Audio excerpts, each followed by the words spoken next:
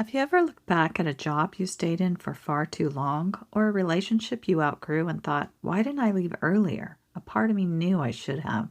I just didn't listen to myself. In this season of life, ignoring that quiet inner knowing doesn't just cost you time, it costs your energy, your health, and your sense of self. Welcome to Rooted Insights, a podcast for women in their second season of life who've spent years caring for everyone else kids, partners, work, households, holding it all together while quietly putting your own needs on the back burner. If you now find yourself wondering, what's next for me? What do I really want for my life now? And how do I start prioritizing myself without dropping everything else?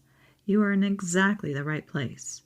Hi, I'm Dr. Kelley, a health and well-being specialist and mind-body expert, and here we blend grounded, science-informed practices into everyday life so we can better support our hardworking nervous systems, emotions, and authentic selves in this powerful mid-season of life.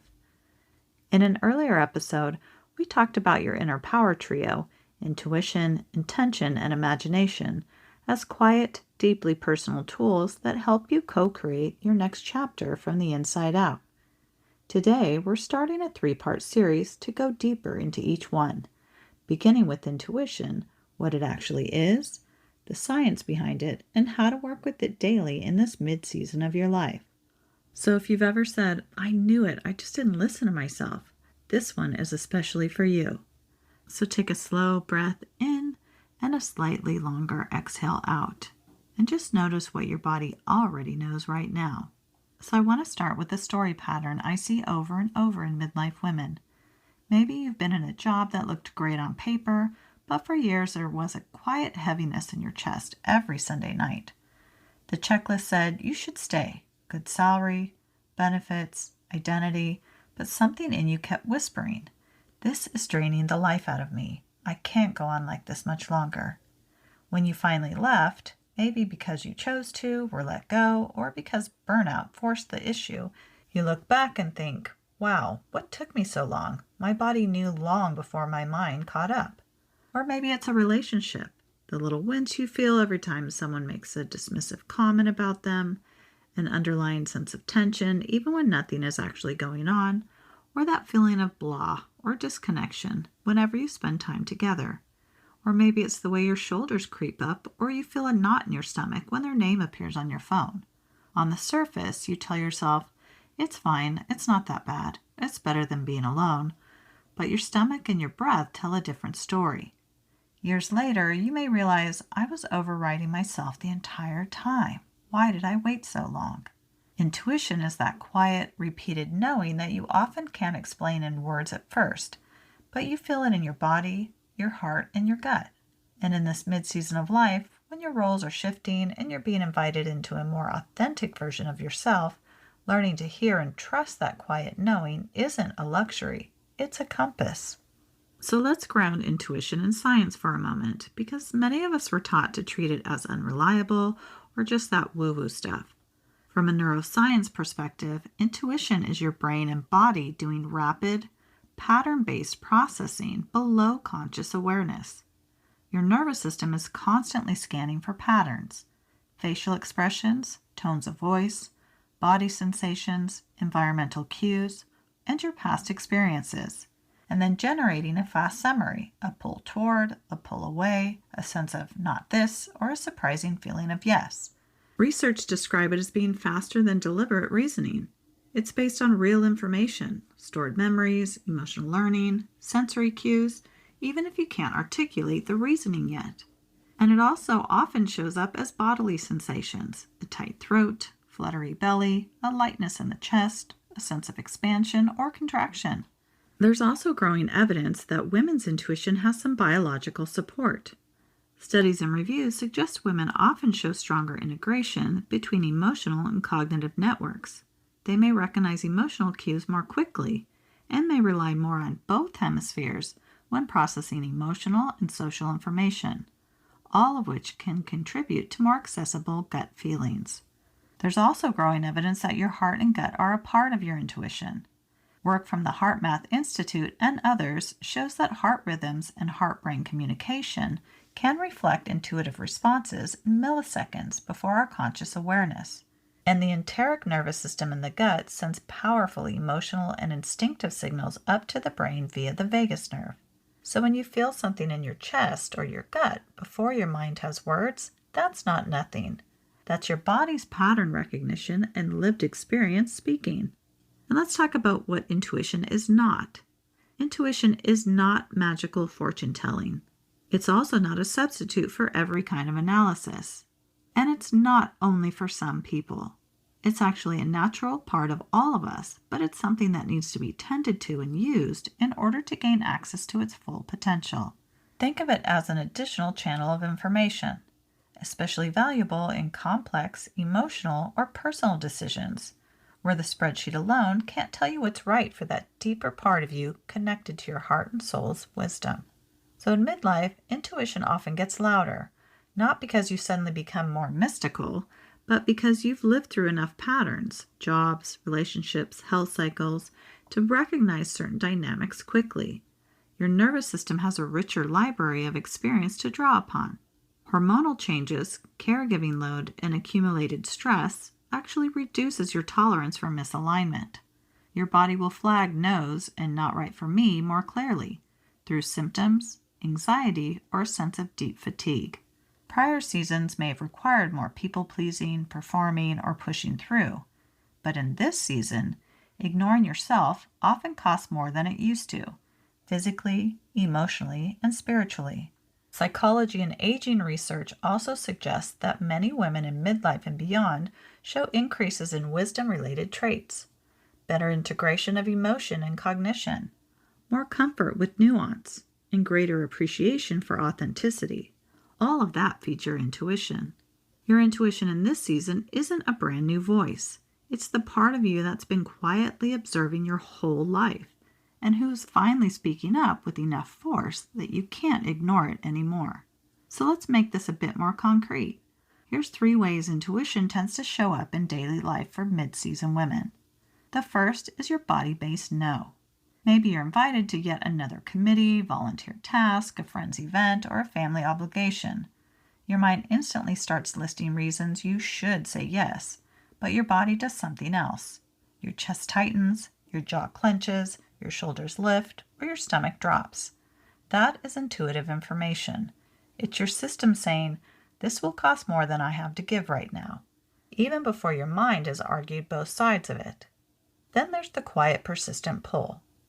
On the flip side, maybe there's something you keep circling back to, a class, a creative project, a move, a new career, a new hobby, or a relationship change. It might not make logical sense yet, but the idea keeps landing with the soft sense of relief or excitement in your body, even if it's scary. That gentle, recurring pull can be intuition pointing you toward your next chapter. Finally, there's the instant read on personal and social dynamics. You meet someone and instantly feel safe and seen and like you've known them for decades. Or the opposite happens, and you feel like you have to shrink yourself or hide parts of you to be acceptable. You might override it, but your body has already offered its read on the personal and emotional climate. Intuition doesn't guarantee you'll never misread anything or anyone, but paying attention to these patterns over time helps you discern when your body is reacting from old fear or old patterns versus when it's offering a clear this fits or this doesn't. Typically, when it comes to your intuitive responses, very little, if any, explanation follows its suggested directive. So you don't need to go on a 2-week retreat to start working with your intuition. Here's a few gentle experiments you can play with this week. Practice number 1, the 60-second body vote. Once a day, pick a small decision. What to do with an evening, whether to accept an extra commitment, or how to respond to a request. Bring option A to mind and notice your body. What happens in your chest, your throat, your shoulders, your belly? Do you feel more tight, heavy, buzzy, flat, or light and spacious? Then bring option B or not yet to mind and notice again. You're not looking for fireworks. You're just noticing which option feels more constricted and which feels more like space. Often intuition speaks in that difference. If you're not sure, that's okay. Just know that you're building your intuitive muscle. The more you use it, the more you'll trust it and the stronger it becomes. Practice number 2, intuition journaling. You're looking for evidence, not just good vibes. For 1 week, keep a simple intuition log. You can use a written journal or record them as voice notes in your phone. You want to recognize and record the following. First, when did you get a sense about something? Good, bad, or indifferent? And did you follow it or override it? And then what actually happened? Over time, many women notice patterns. I talk myself out of my first instinct, then regret it. Or my body is especially accurate about my capacity, energy, time, emotional space when I take the time to listen and pay attention to it. Or my fear voice is loud when something matters deeply, but underneath there's a quieter knowing that feels different. Seeing it written down or re-listening to your voice notes turns intuition from a vague idea into something you can trust with data from your own life experiences. It's important with this practice that you try to refrain from inserting any type of judgment about your noticing, particularly when you ignored those initial intuitive hints about something and it didn't end up going very well. You want to try to simply observe your intuition in action, even when you hesitate to trust it. This is how you strengthen the muscle. Practice number 3, heart-led intuition reset. Because your heart-brain coherence seems to support clearer perception and intuitive accuracy, you can pair intuition with a short heart practice.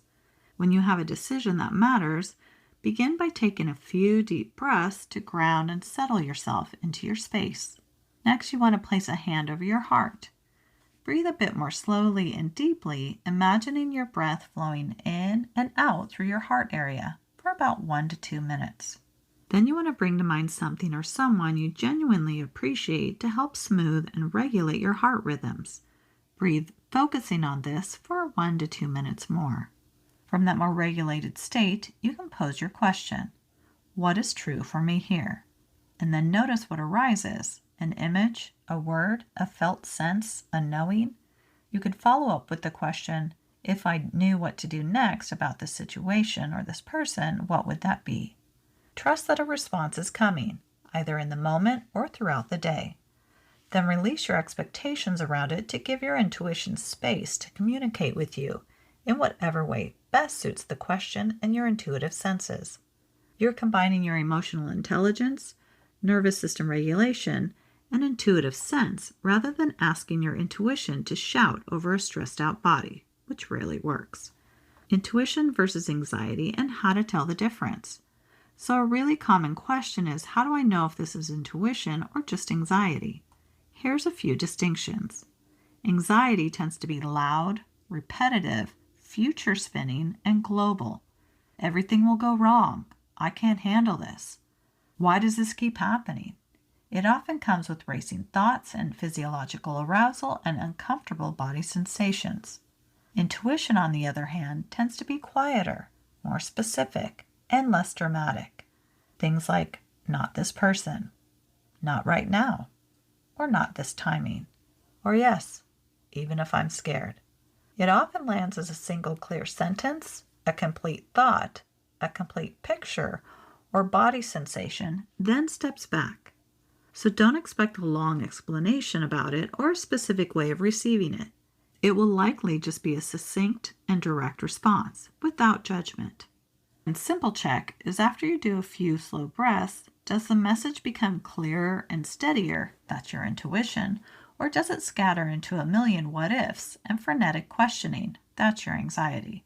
In midlife, with hormonal shifts and stress, anxiety can be louder, which is why supporting your nervous system through healthy eating choices, good sleep, regular breath practice, grounding exercises, and vagus nerve care is such an important foundation for hearing your intuition accurately. As you move into this week, I'd love to invite a few gentle questions for you to ponder. Where in my life have I said I knew it only in hindsight? What were the clues? And what did your body know, or how did it respond back then? And if I treated my intuition as a wise friend, not a fragile fantasy, how would I speak to her differently? And finally, what's one area of my life right now, work, relationships, health, where I'm willing to experiment with listening to my inner yes, no, or not yet a little more closely? You don't have to hand over the steering wheel to intuition overnight.